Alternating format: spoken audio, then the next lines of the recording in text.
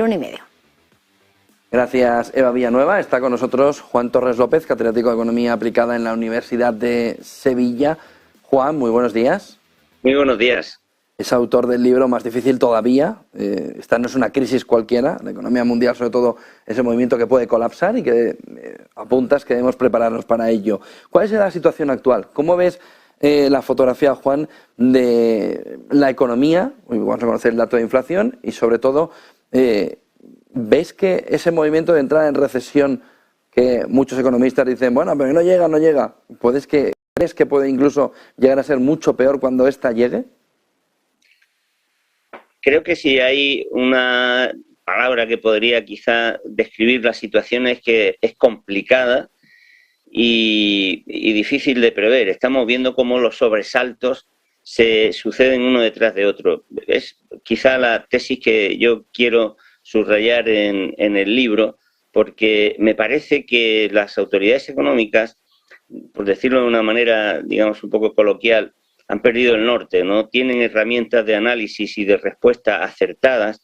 Los problemas les saltan de manera inesperada y las respuestas que le dan entonces no son acertadas. Eso agrava la situación. Yo creo que hay demasiadas costuras abiertas en la economía internacional, problemas financieros que no terminan de resolverse, fragilidad y luego otros problemas añadidos muy complicados a los que no se les hace frente con determinación, y yo creo que estamos, por decirlo de alguna manera, condenados a vivir de sobresalto en sobresalto. Yo calificaría así la situación. El corto plazo es cada vez menos incluso previsible, y lo que puede pasar pasado mañana pues lo es mucho menos. Yo creo que esa, desgraciadamente, es la situación en la que nos encontramos, porque las viejas herramientas de análisis y de respuesta a los problemas está comprobándose, al menos en mi opinión, que no son muy efectivas. En ese entorno, Juan, ¿ves que los bancos centrales están no terminando de ver la fotografía entera, ese movimiento de digitalización, de envejecimiento demográfico, que cambia también la fotografía de una inflación que quizá tiene en el objetivo del 2% algo que prácticamente va a ser imposible en los próximos años? Los bancos centrales, independientes, lo recuerdo, y con plenos poderes, posiblemente no hay una autoridad económica con más poder que los bancos centrales y con más comodidad, por así decirlo, para ejercerlo, tienen dos funciones principales: anticipar y evitar la inflación y garantizar la estabilidad del sistema financiero. Pues desde que son independientes y desde que tienen estos poderes, la inestabilidad financiera ha sido la más alta, yo me atrevería a decir, que de la historia, por lo menos de la historia contemporánea.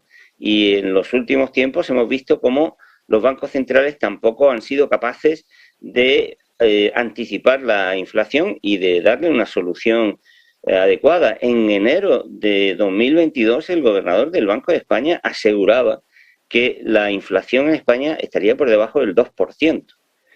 Con ese despiste tan extraordinario sobre el curso de los acontecimientos, ¿cómo se puede esperar que se le dé una respuesta adecuada a los problemas que uno tiene por delante?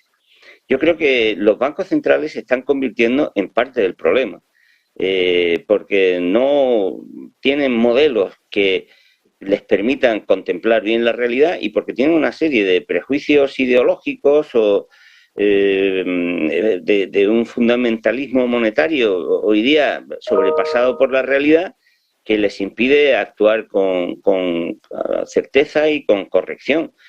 Los mayores problemas que han tenido las economías la economía internacional en los últimos 20 o 25 años han sido, digámoslo así, por descuido o por falta de capacidad o por malas respuestas de los bancos centrales. Eso es una evidencia y eso debería llevarnos a la reflexión, creo yo.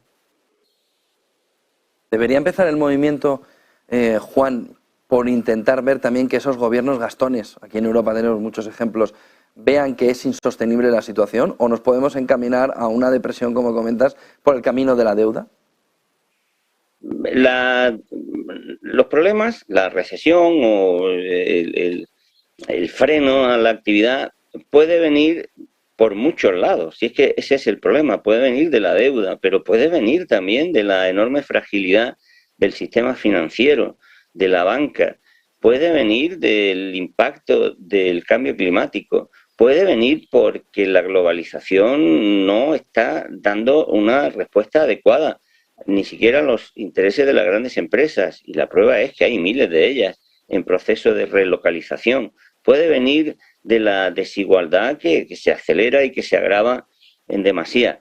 Estamos sufriendo amenazas de impacto, de perturbación de muy diferente naturaleza, y eso es otra de las cosas que yo trato de explicar en el libro, porque si fuese solo un peligro, si fuese solo una fractura, si fuese solo un impacto el que se recibiera, se puede hacer frente, pero la convivencia, la coincidencia de amenazas de este tipo tan graves es lo que constituye un riesgo muy grande.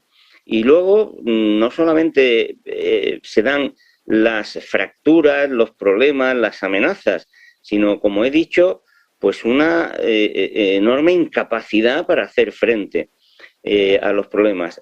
Efectivamente, gobiernos que gasten sin tener que gastar es un problema, pero creo que estará de acuerdo conmigo en que mucho más problema es que haya un gobierno gastando por un lado y un banco central por otro tratando de restringir el gasto. Es que esto es como tratar de conducir un automóvil pisando al mismo tiempo el freno y el acelerador. ¿Dónde va a ir ese automóvil? Eso no tiene lógica. Eso no hace falta, en fin, hacer máster de economía, de teoría económica.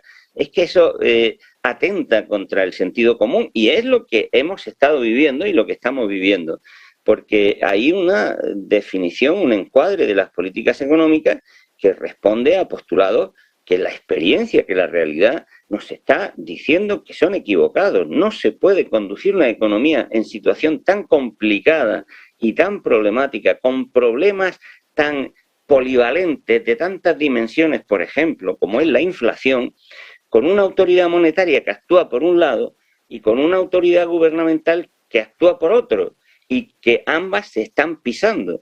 Decía James Tobin hace ya muchos años, pero yo creo que lo que es lógico y razonable no pierde autenticidad. Decía Tobin que la política monetaria y la política fiscal son como las dos hojas de una tijera que es necesario utilizar.